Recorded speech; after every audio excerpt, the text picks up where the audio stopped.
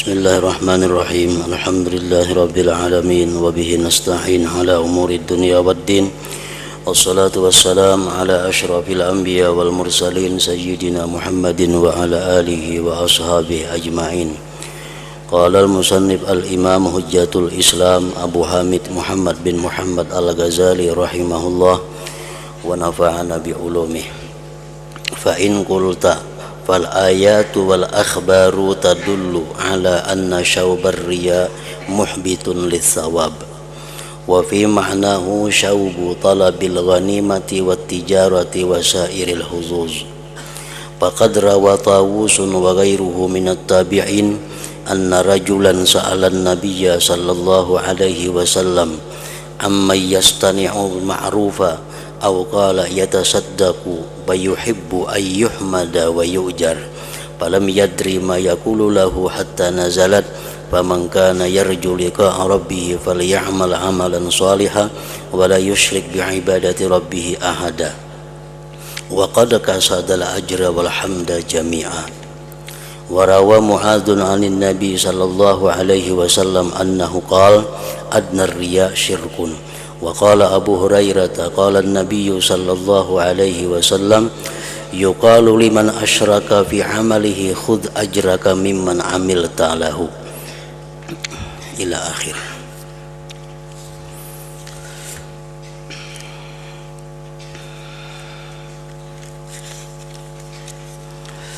Makna kalamul Imam Al-Ghazali rahimahullah,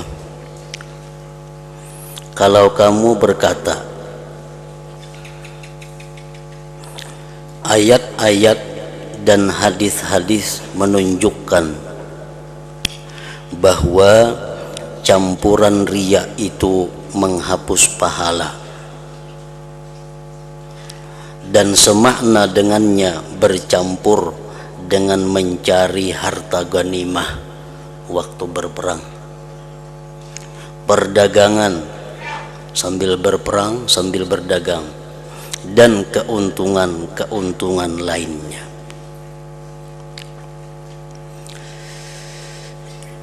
Pertanyaan ini adalah menyikapi penjelasan daripada Imam Al-Ghazali rahimahullah tentang niat beramal.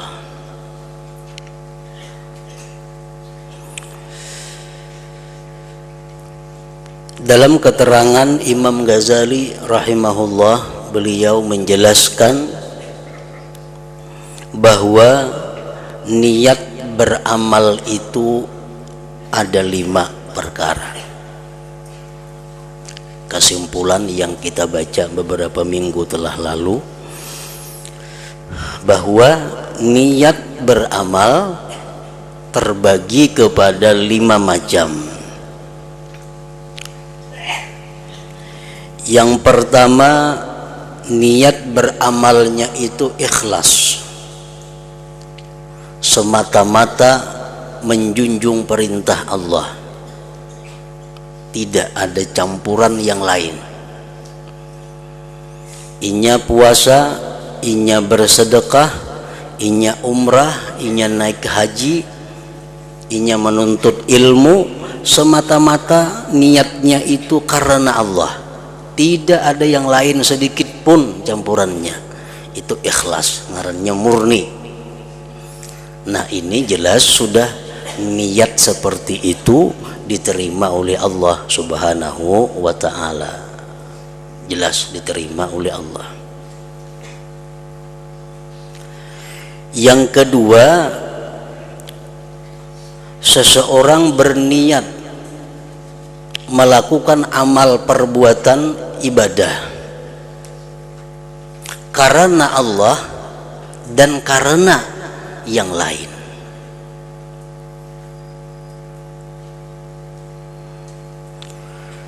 Inya menuntut ilmu itu karena Allah dan karena yang lain.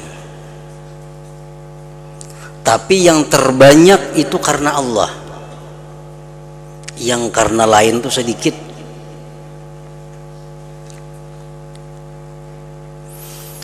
Inya menuntut ilmu karena Allah sekaligus membawa dagangan.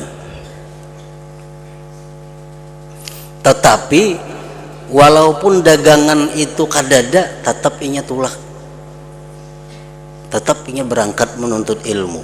Nah ini ngarannya karena Allahnya lebih banyak daripada karena dagangan.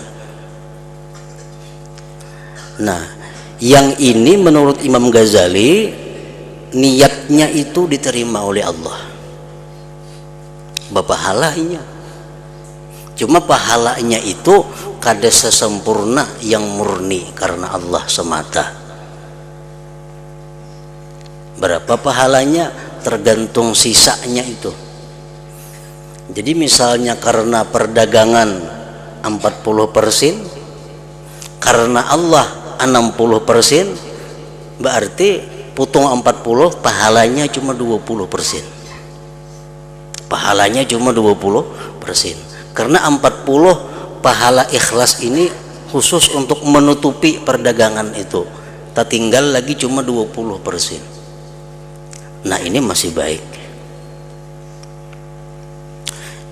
Yang ketiga, seseorang beramal niatnya sama karena Allah, karena yang lain.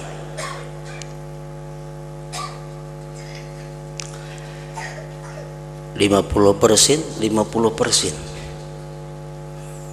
Menuntut ilmu karena Allah sekaligus untuk berdagang atau untuk membeli sesuatu.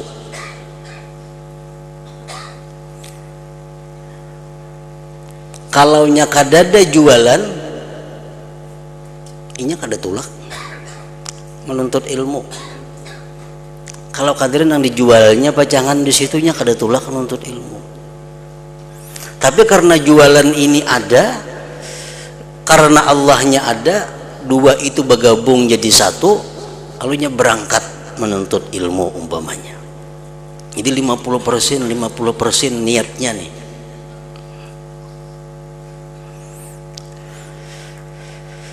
Nah, kalau dagangannya ada umpamanya, atau nang pacang ditukar kakuta ada, tapi orang kada pengajian, inya kada tulak juga, kada tak kakuta juga inya. Nah jadi bujur-bujur sama pendorongnya 50%. Nah kalau kita beribadah seperti itu niatnya, maka berpahala kada, berdosa kada. 50-50. Inya mengaji ke berbagai sekaligus untuk bertukar di pasar, sagan berdagang di rumah. Orangnya di rumah bisa kios. Nah, jadi sekaligus ke pengajian, sekaligus bertukar di pasar. 50%. Jakanya pacang kada ditukar, inya kada ke pengajian. Tapi mau pengajian perai, walaupun yang ditukar ada, inya kada ke berbagai juga. Nah, jadi bujur-bujur sama. Nah, kalau macam itu niatnya separuh-separuh, la lahu wa la alaihi, kada ada pahala, kada ada dosa. Yang keempat, sedikit ikhlasnya. Nah, sedikit ikhlasnya tak kurang.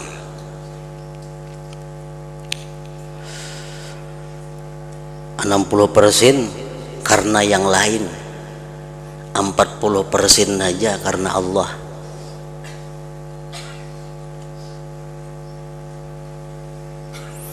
Artinya walaupun inya kada ada pengajian, tapi ada yang ditukar, tetap inya kakuta.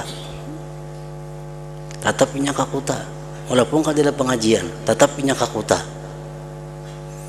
Nah, jakanya ada pengajian nang ditukar kada ada, inya kada kakuta. Itu menunjukkan bahwa karena selain Allah lebih banyak daripada yang karena Allahnya. Nah kalau niat kita beribadah seperti itu, karena Allahnya sedikit, karena yang lain lebih banyak, itu niatnya ditolak dan kita mendapat siksa. Tapi seapa banyak siksanya, sekadar lebihannya itu. Umpamanya 60% karena perdagangan, 40% karena Allah, siksanya 20%. Nah, yang kelima, orang yang beribadah, beramal semata-mata riya. Kan ada yang lain tujuan 100% karena selain Allah. Nah, ini sudah jelas hukumnya. Nah, jadi Imam Ghazali membagi niat seperti itu. 5 macam tadi. Nah, lalu ada nang betakun lawan sidin. Ujar nang betakun lawan Imam Ghazali itu, sedangkan ayat-ayat Al-Quran, hadis-hadis Rasulullah itu menunjukkan bila mana ikhlas itu bercampur kada diterima. Kada ada memadakan hadis itu banyak mana campurannya, kada ada. Di Quran kada ada juga mengatakan mana nang banyak campurannya, kada ada. Pokoknya bila bercampur karena Allah dan bukan karena Allah, itu kada diterima. Nah, ini pertanyaannya kayak itu. Ayat-ayat dan hadis-hadis menunjukkan bahwa campuran riya itu menghapus pahala. Nang berapa kecampurannya? Dan semakna dengannya bercampur dengan mencari harta ghanimah. Inya berperang, tapi dalam hati ada tujuan untuk mencari harta rampasan perang, perdagangan dan keuntungan-keuntungan lainnya. Dan Taus dan lainnya dari tabi'in meriwayatkan bahwa seorang laki-laki bertanya kepada Rasulullah sallallahu alaihi wasallam tentang orang yang berbuat kebajikan, atau ia berkata ia bersedekah lalu ia suka dipuji dan diberi pahala. Ada orang bertakun lawan Rasulullah, wahai Rasul, ulun ini bersedekah, ulun kapingin dapat pahala, kapingin dipuji orang. Kayak apa hukumnya? Dipuji orang hendak, dapat pahala hendak. Maka Rasulullah Shallallahu Alaihi Wasallam tidak mengetahui apa yang akan beliau katakan kepadanya. Nabi kita diam menunggu wahyu Allah. Nah, sehingga turun ayat, "Faman kana yarju liqa'a rabbih falyamal 'amalan shalihan wa la yusyrik bi'ibadati rabbih ahada." Artinya, barang siapa mengharap perjumpaan dengan Tuhannya, maka hendaklah ia mengerjakan amal yang saleh dan janganlah ia mempersekutukan seorang pun dalam ibadahnya. Siapa hendak bertemu Allah, siapa hendak dapat pahala, artinya maka amal itu jangan dicampurkan lawan yang lain sedikit juga pun.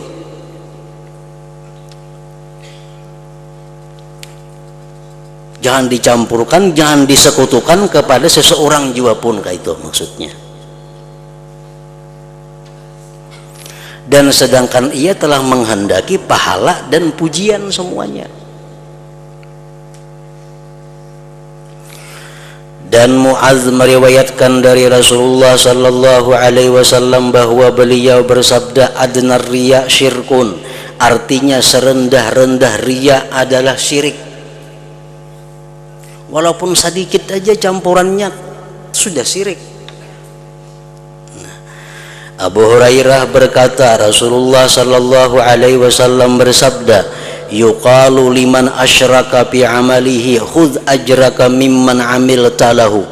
Artinya, dikatakan nanti di akhirat kepada orang yang menyekutukan dalam amal perbuatannya, ambillah pahalamu dari orang yang kamu beramal karenanya. Orang beramal karena manusia ada, karena Allah ada.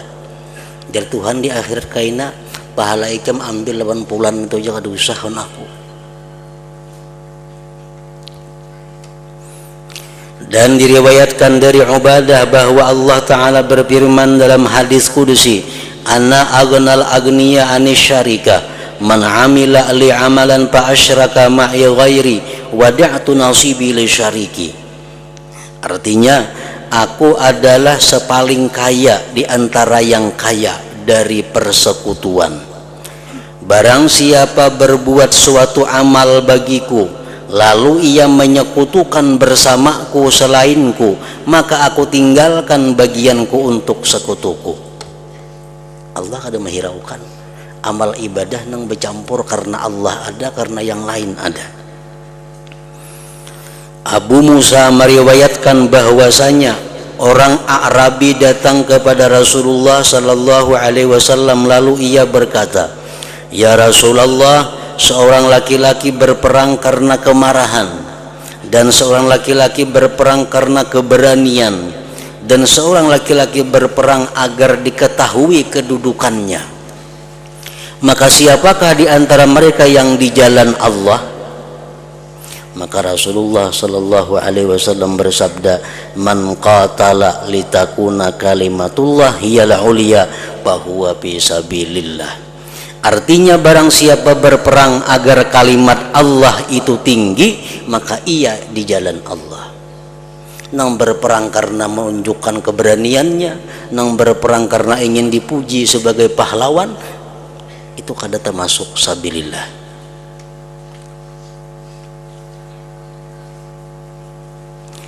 Dan Umar radhiyallahu anhu berkata, "Kamu mengatakan bahwa fulan mati syahid, dan mungkin ia telah memenuhi kedua tepi kendaraannya dengan dirham." Padahalnya berperang mencari harta rampasan perang. Ibnu Mas'ud radhiyallahu anhu berkata, Rasulullah sallallahu alaihi wasallam bersabda, "Man hajara yabtaghi syai'an minad dunya fahuwa lahu." Artinya barang siapa berhijrah dengan mengharapkan sesuatu dari dunia, maka itu baginya. Nah, dari hadis-hadis yang disebutkan tadi, sedikit pun kadada merinciakan, meuraikan campuran itu nang mana nang banyak, nang mana nang sedikit. Siapa yang berperang karena dunia, itu bukan sabilillah, titik. Siapa yang hijrah karena dunia, maka itulah bagiannya dunia, titik. Siapa yang bersedekah kada karena Allah, maka itu berarti adalah ria, titik. Kada ada hadis-hadis menjelaskan berapa persen garang campurannya, kada ada. Nah, kenapa Imam Ghazali merinciakan seperti tadi? Pandang campurannya berapa persen. Kalau sekian diterima, sekian disiksa, sekian. Nah, itu orang bertanya kepada Imam Ghazali, artinya apa dasar pian yang menerangkan bahwa campurannya itu perlu dihitung, campuran itu perlu dipandang, ditimbang. Nah, maka kami menjawab, ujar Imam Ghazali, hadis-hadis ini yang disebutkan tadi tidak bertentangan dengan apa yang telah kami sebutkan. Kada bertentangan Sidin lawan keterangan nang Sidin pada akan dahulu itu. Tetapi yang dimaksud dengannya adalah barang siapa tidak menghendaki dengan demikian kecuali dunia, seperti sabda Rasulullah sallallahu alaihi wasallam, barang siapa berhijrah dengan mengharapkan sesuatu dari dunia, dan demikian yang paling kuat atas cita-citanya. Nabi kita mengatakan tadi, siapa yang hijrah dari Mekah ke Madinah karena dunia. Nah, itu pahamannya, ujar Imam Ghazali, bahwa orang itu hijrah dari Mekah ke Madinah adalah semata-mata untuk dunia. Tidak ada yang karena Allahnya. Jadi cocok aja kalau itu orang hijrah semata-mata karena dunia, ya dunialah yang ia dapat. Dan telah kami sebutkan bahwa demikian itu adalah perbuatan maksiat dan permusuhan. Orang berperang semata-mata mencari harta rampasan perang, itu jelas sudah perbuatan yang diharamkan.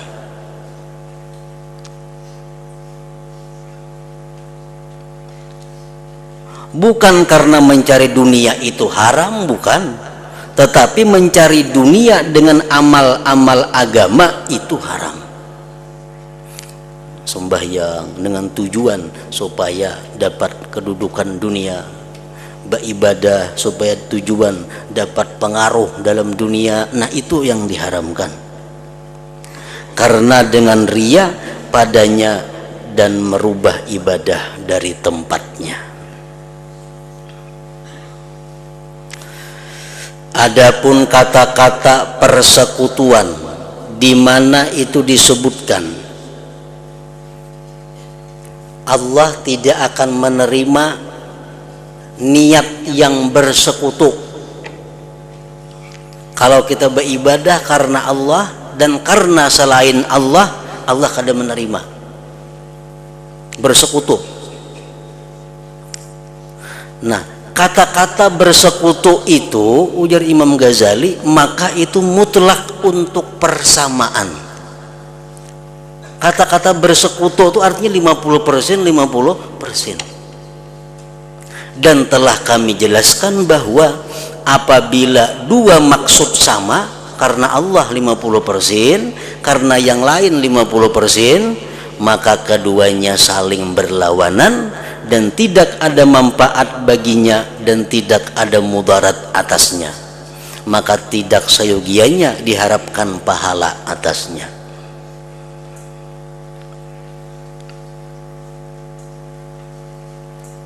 Nah, jadi sebenarnya Al-Quran dan hadis Rasulullah itu kadang bertentangan dengan apa yang diterangkan oleh Imam Ghazali tadi. Kemudian sesungguhnya manusia ketika menyekutukan, inya beribadah karena Allah ada, karena selain Allah ada. Nah, ketika menyekutukan kayak itu, selamanya itu dalam bahaya. Manusia ini dalam bahaya. Kalau kita ini beribadah karena Allah ada, karena selain Allah ada, itu bahaya. Kenapa bahayanya? Karena ia tidak tahu mana di antara dua perkara itu yang lebih kuat atas maksudnya. Kadang-kadang kalau kau menimbang, nah mana yang terbanyak, maka kadang-kadang itu adalah bahaya atasnya. Bujur ya, tadi kalau kita beribadah bercampur karena Allah lawan karena yang lain, kalau banyak karena Allah pahala, kalau sama kada berpahala, kada berdosa. Itu kalaunya kita tahu timbangannya, persinannya itu. Nah, kalau kita kada tahu, kita dalam bahaya.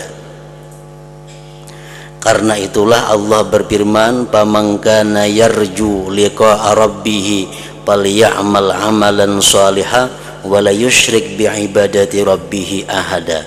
Artinya, barang siapa mengharap perjumpaan dengan Tuhannya, hendak bertemu dengan Allah, maka hendaklah ia mengerjakan amal yang saleh dan janganlah ia mempersekutukan seorang pun dalam beribadah kepada Tuhannya.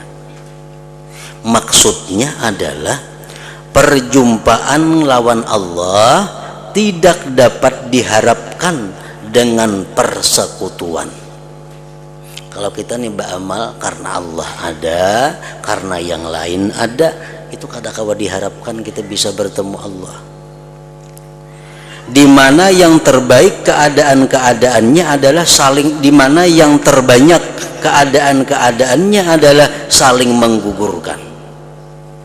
Amun nang terbanyak ikhlas, nang menggugurkan nang riya. Terbanyak nang riya menggugurkan lawan ikhlas.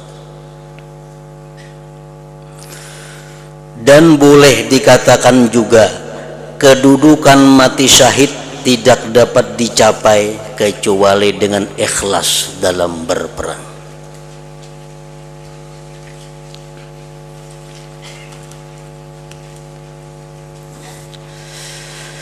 Dan jauh bahwa dikatakan bahwa barang siapa yang durungannya adalah keagamaan karena Allah, di mana durungan itulah yang mendurungnya kepada semata-mata berperang. Berperang semata-mata durungannya karena Allah. sekalipun tidak ada harta ghanimah, dan ia mampu memerangi dua golongan dari orang-orang kafir yang salah satu dari keduanya itu kaya dan yang lain itu fakir, lalu ia condong kepada pihak yang kaya untuk meninggikan kalimat Allah dan harta ghanimah, maka tidak ada pahala baginya atas peperangannya sama sekali. Orang ini berperang karena Allah. Nang di perang ini orang kafir miskin ada, kafir kaya ada. Inya mampu memerangi kedua-duanya. Diperanginya nang kaya karena mengunting harta ghanimahnya. Nah itu jelas sudah kada akan mendapat pahala dalam peperangannya itu.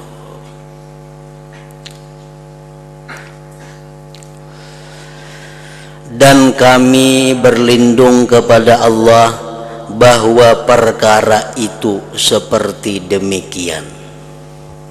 Maksudnya, kalau kita beribadah, niat kita itu bila tercampur sedikit saja selain Allah, maka ibadahnya gugur. Nah kami berlindung dengan Allah. Misalnya orang beribadah karena Allahnya 99%, 1% saja sedikit ada riyaknya, dipadahkan itu gugur semuaan ibadahnya. Kami berlindung dengan Allah. Kami kada umpat mengatakan seperti itu.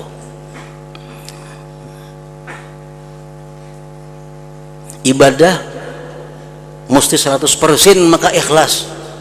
Kalau sedikit saja bercampur riya, maka ibadahnya kada berpahala. Nah kami berlindung daripada Allah, daripada perkataan seperti itu. Kami kada umpat mengata seperti itu, ujar Imam Ghazali.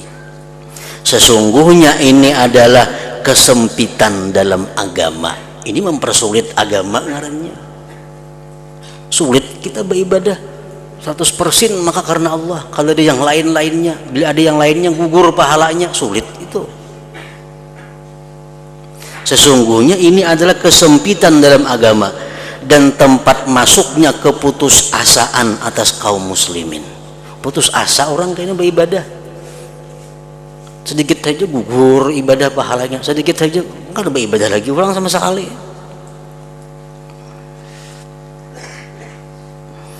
Karena campuran-campuran yang mengikuti seperti ini, itu sama sekali manusia tidak dapat terlepas daripadanya kecuali jarang sekali. Jarang sekali ada manusia yang terlepas daripada pengaruh-pengaruh selain Allah itu. Kita beribadah, bersedekah murni semata-mata karena Allah, sedikit pun kada ada karena yang lain, itu ngalih benar mencarinya. Kalau 60% karena Allah, 40% supaya dipuji orang, tuh ada, kira-kira itu ada aja. Amun itu dipedahkan kada berpahala, orang bisa ada mau bersedekahnya lagi.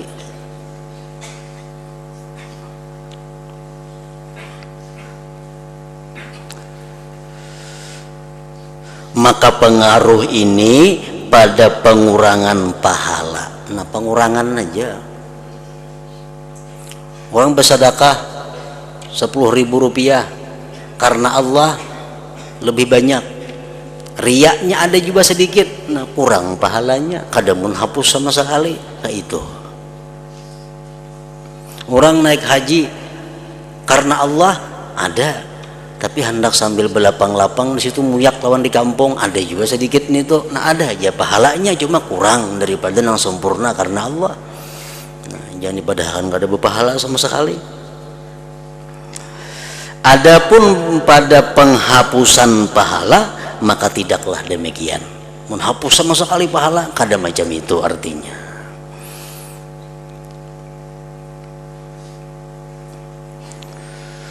Namun manusia pada yang demikian itu dalam bahaya yang besar.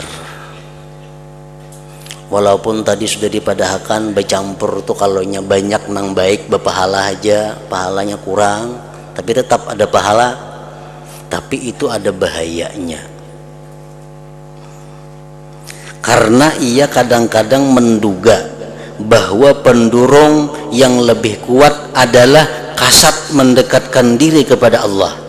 padahal yang lebih kuat atas hatinya adalah bagian nafsu. Nah, itu kan bahayanya. Mengkurang teliti kayaknya disangka nang terbanyak tuh karena Allah, padahal dalam hati sebujurnya nang banyak tuh karena nafsu. Nah, lalu jadi kada berpahala sama sekali jadinya. Dan demikian itu termasuk yang sangat tersembunyi. Bila kada bujur-bujur diteliti sebelum beribadah, dicari bujur-bujur sebelum beribadah, nah ngapa garang niatku nih hendak memperbuat ibadah nih. Nah, bila kada bujur-bujur diteliti, itu bisa-bisa ibadah itu banyak karena nafsunya, banyak karena riyanya.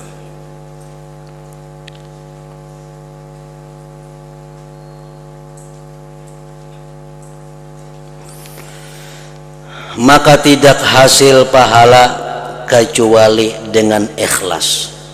Ikhlas tuh panah maulah berpahala. Berapa persen ikhlasnya, itulah dapat pahala. Dan ikhlas itu sedikit sekali diyakini oleh seorang hamba dari dirinya, walaupun ia telah bersungguh-sungguh dalam ihtiyat. Maka karena itulah semestinya ia selama-lamanya setelah sempurna ijtihad bersungguh-sungguh, sudah berhimat bersungguh-sungguh supaya ikhlas, adalah bimbang, tetap hatinya bimbang di antara ditolak dan diterima amal perbuatan itu. Kita jangan sekali-kali meyakini bahwa amal kita diterima Allah, itu kada boleh meyakini. Aku yakin amalku diterima Tuhan, di mana tahunya? Kita mesti bimbang sampai kita mati, kita bimbang apakah amal diterima atau kada, amal diterimakah atau kada. Lagi takut bahwa dalam ibadahnya terdapat penyakit yang mana bahayanya itu lebih banyak daripada pahalanya. Dan begitulah adanya orang-orang yang takut dari orang-orang yang mempunyai hati. Dan begitulah semestinya setiap orang yang mempunyai mata hati. Setiap orang yang punya mata hati mestinya selalu takut, selalu bimbang. Amal ibadahku diterimakah, kadakah? Banyak penyakitnya kah, banyak baiknya kah? Banyak ikhlasnya, banyak riyanya kah? Selalu bimbang terhadap amal ibadah yang sudah dilakukan itu. Karena itulah Sufyan rahimahullah berkata, saya tidak membilang dengan apa yang tampak dari amal perbuatanku.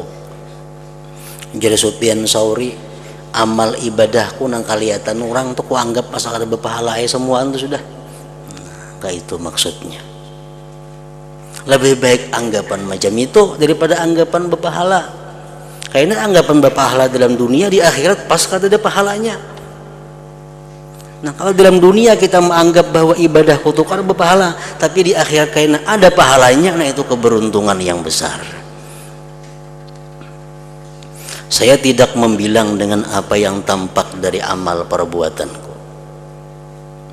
Abdul Aziz bin Abi Rawat berkata, saya berjiran dengan Baitullah ini selama 60 tahun. Aku diam di Makkah 60 tahun artinya. Dan saya telah menunaikan haji 60 kali. 60 kali naik haji. Naik haji seorang lain naik haji badal haji ini tuh. Orang wahini 10 tahun di Makkah sekali aja berhaji, 9 kali itu ambil upah badal haji benam lagi. Orang bahari 60 kali bujur untuk seorang. Dan saya telah menunaikan haji 60 kali. Saya tidak masuk pada sesuatu pun dari amal perbuatan bagi Allah. Aku menganggap amalku itu kadang ikhlasnya semuaan itu, kadang murninya. Melainkan saya periksa diriku, lalu saya dapatkan bahagian syaitan itu lebih sempurna daripada bahagian Allah. Mudah-mudahan tidak ada manfaat bagiku dan tidak ada mudarat atasku. Jadi geus mudah-mudahan haji nang ku gawe 60 kali itu bepahala kada berdosa kada. Daripada orang itu kada percaya dengan dirinya sendiri, kada percaya dengan dirinya sendiri. Bersamaan dengan ini, maka tidak semestinya bahwa ia meninggalkan amal ketika takut penyakit dan riya. Nah, mengkaitung alihnya beramal, hanya peraya beramal sama sekali. Jangan sampai macam itu. Karena sesungguhnya demikian itu akhir keinginan syaitan daripadanya. Kalau kita berkesimpulan mengalihnya ikhlas nih diperaya beramal, nah itulah yang dikehendaki syaitan sebenarnya. Kita jangan beramal. Maka tidak semestinya bahwa ia meninggalkan amal karena takut penyakit dan riya. Udah hendak sampai yang berjamaah ke masjid, kalau pina riya hati, nah itu iya kawannya syaitan itu. Itu yang dimaksudnya syaitan supaya jangan ke masjid itu. Karena yang dimaksud adalah agar ikhlas tidak hilang. Agamanya menyuruh ikhlas tidak hilang. Kan tidak menyuruh jangan beramal, kan ada. Dan manakala ia meninggalkan amal, maka ia telah menyia-nyiakan amal dan ikhlas semuanya. Kedua-duanya parah ya.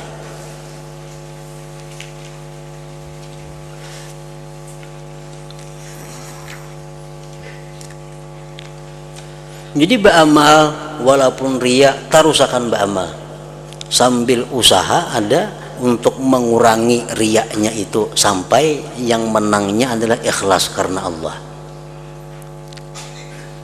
Karena Allah kalau dia menyuruh, Rasul kalau dia menyuruh jangan beramal kalau takutan riya kada ada. Nang ada suruhan tuh beramallah buangi riya. Nah kayak itu.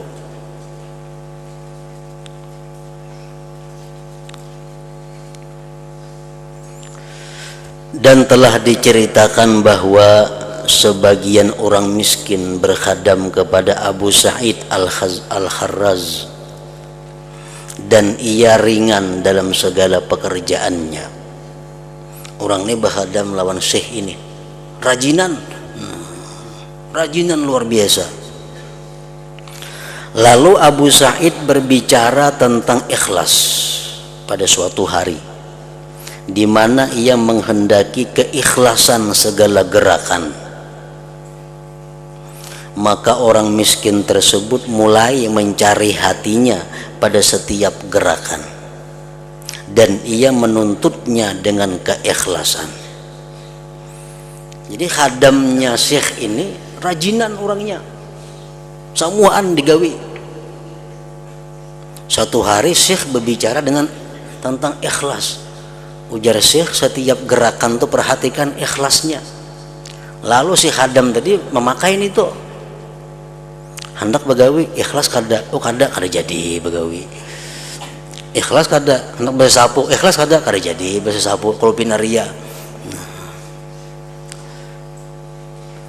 Maka sulit atasnya memenuhi segala keperluan dan syekh merasakan mudarat dengan demikian. Nah Pak khadam nih rumah bahemburan kada bersapu lagi. Lalu syekh menanyakan kepadanya tentang perkara, kenapa yang bakulir wah ini begawi? Maka orang miskin tersebut memberitahukan kepadanya bahwa ia menuntut dirinya dengan hakikat ikhlas. Ulun nak ulun gawi nang ikhlasnya aja lagi wah ini, nang kada ikhlas kada ulun gawi.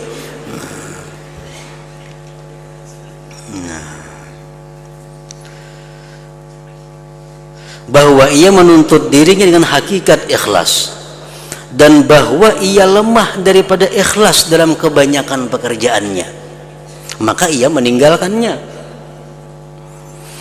Maka Abu Sa'id berkata, jangan kamu perbuat, karena ikhlas tidak memutuskan muamalah hubungan sesama manusia. Ikhlas itu bukan menyuruh ampih beramal kada. Ikhlas bukan menyuruh ampih bekerja kada. Ikhlas bukan menyuruh ampe beribadah kada. Maka rajinlah kamu kepada amal dan bersungguh-sungguhlah dalam menghasilkan ikhlas. Ikam beramal tetap, tapi usahakan supaya ikhlas.